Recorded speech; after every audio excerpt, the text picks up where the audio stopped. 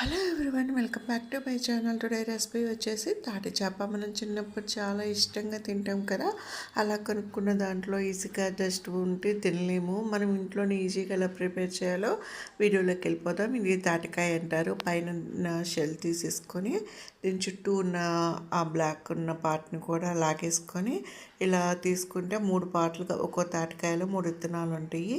ఒక కింద ప్లేట్ పెట్టుకుని పైన స్టాండర్ పెట్టుకొని ఇలా రుద్దుతూ ఉన్నామంటే ఇందులో ఉన్న గుజ్జంతా కూడా కింద ప్లేట్లోకి వచ్చేస్తుంది. నేను మీకు అది కూడా చూపిస్తాను చూడండి, ఎంతగా పల్ప్ వచ్చేసింది అనేది. పల్ప్ అనేది బాగుంటుంది. ఇట్లాని మొత్తం కూడా 3 కాయలతో తీసేసాక చూపిస్తాను. ఎంత బాగా రుద్దాలంటే కొంచెం కష్టం ఉంటుంది. దీని షెల్ కూడా కొంచెం కష్టంగా వస్తుంది. అయినా కూడా ఏ పనైనా ఇష్టంగా చేస్తే అది కష్టం అవ్వదు కదా.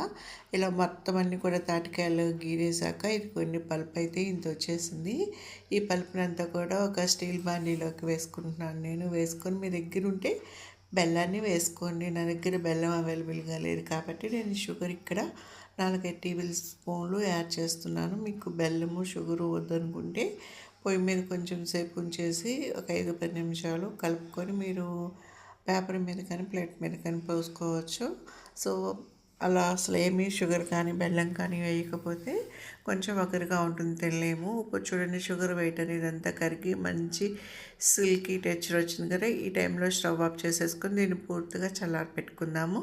చల్లారిన తర్వాత ముందుగా ఒక ప్లేట్ కానీ లేదా ఒక పేపర్ కానీ తీసుకొని దానికి చుట్టూ నెయ్యి అప్లై చేసుకోవాలి. నేనైతే డీమార్ట్లో ఉన్న కవర్ని తీసుకున్నాను. దానికి చూడండి, ఇది పూర్తిగా చల్లారిపోయింది కదా. ఇప్పుడు డీమార్ట్లో ఉన్న కవర్ ఒకటి తీసుకొని దీనికి నెయ్యి అప్లై చేసేసుకుందాము. మీరు కావాలి అంటే ప్లేట్లో కూడా పెట్టుకోవచ్చు. ఇట్లా మొత్తం నెయ్యి అప్లై చేసుకున్నాక తాటి చేపను పోసుకొని ఇలా మొత్తం పలుచగా స్ప్రెడ్ చేసుకోవాలి. ఫస్ట్ అయితే చేత్తో వేసాను, తర్వాత స్పూన్తో లాగేసాను.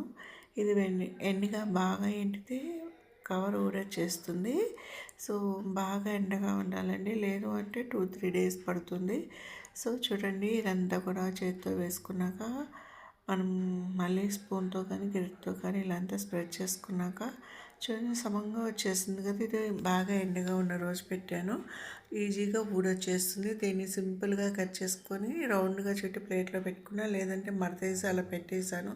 సో మీకు ఎలా కావాలి అంటే ఇలా ట్రై చేయండి. ఇలాంటి మంచి మంచి రెసిపీస్ కోసం మా మామ్స్ ప్రిన్సెస్ ఛానల్ని సబ్స్క్రైబ్ చేసుకొని వీడియో చూసి లైక్ చేయని వాళ్ళు ప్లీజ్ లైక్ చేసి కామెంట్ చేయండి.